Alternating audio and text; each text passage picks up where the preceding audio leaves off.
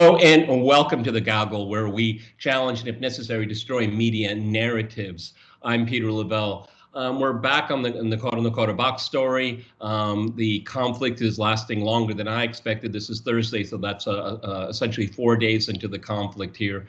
And according to news reports, international news reports, the external environment is getting more and more involved in this, what is used to be called or still called a frozen conflict in the post-Soviet space. We have Glenn Diesen here. He is an academic, a writer, and prolific commentator.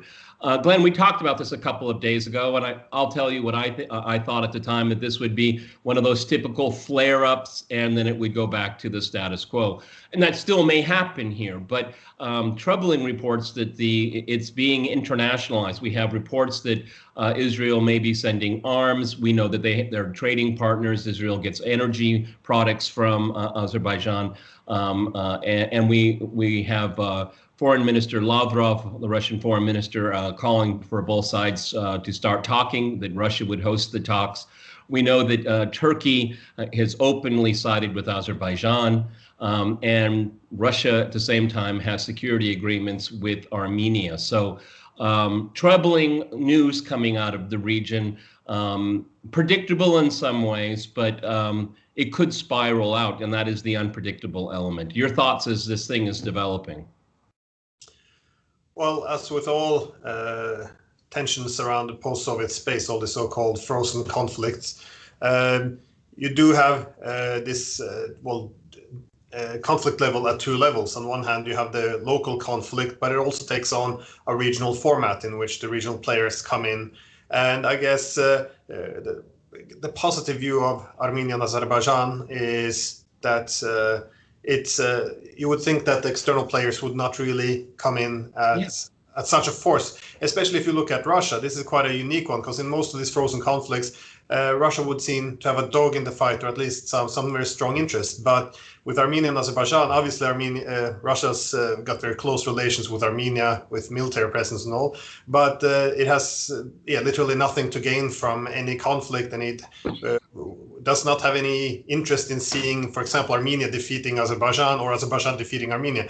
So the positive aspect there, I guess, would be that also Russia has very strong incentives just to get the fighting, get a stop to the fighting, and then move towards, ideally over the medium to long term, some political settlement this can't continue to drag on. But as you mentioned, Turkey comes from a very different approach, offering very much unconditional support to Azerbaijan, and you can't help but to question how this is actually going to help resolve the conflicts.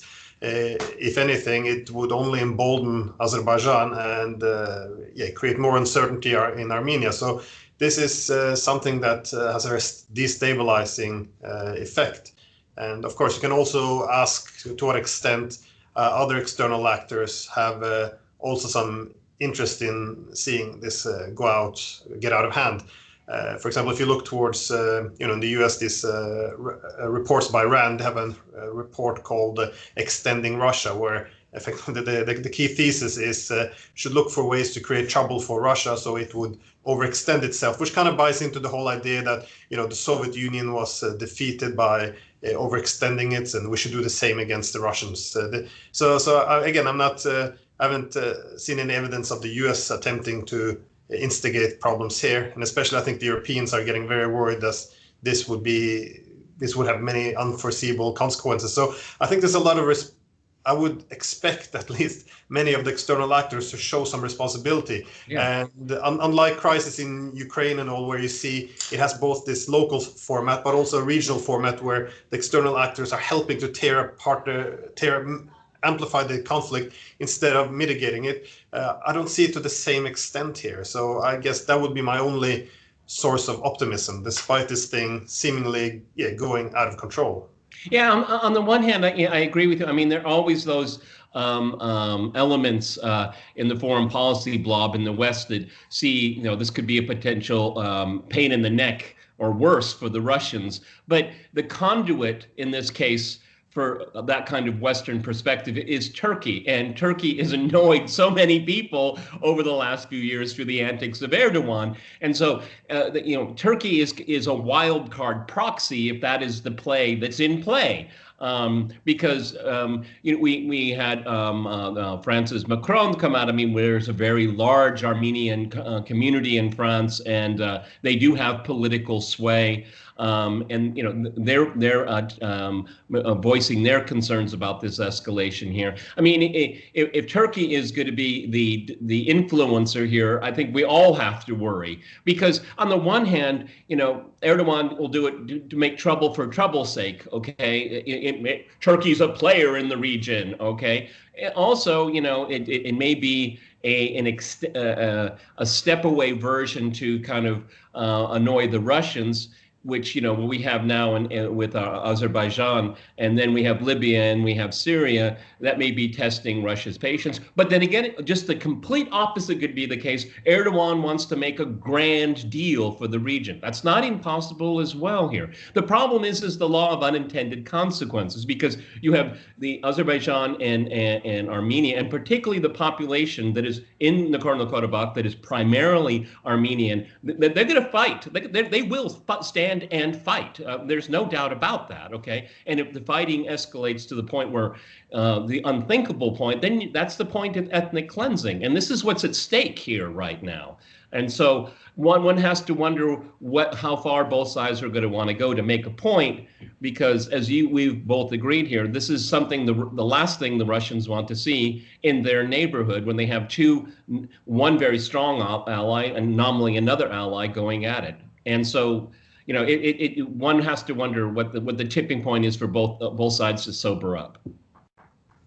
Yeah, and I guess that would be the most dangerous scenario, because when the conflict initially erupted in the 90s, or actually late 80s, then Armenia and Azerbaijan were more on equal footing. But I guess both of them have been arming very heavily, so it's a very different war they would fight today. But in terms of relative power, Azerbaijan has definitely strengthened very much in weaponry.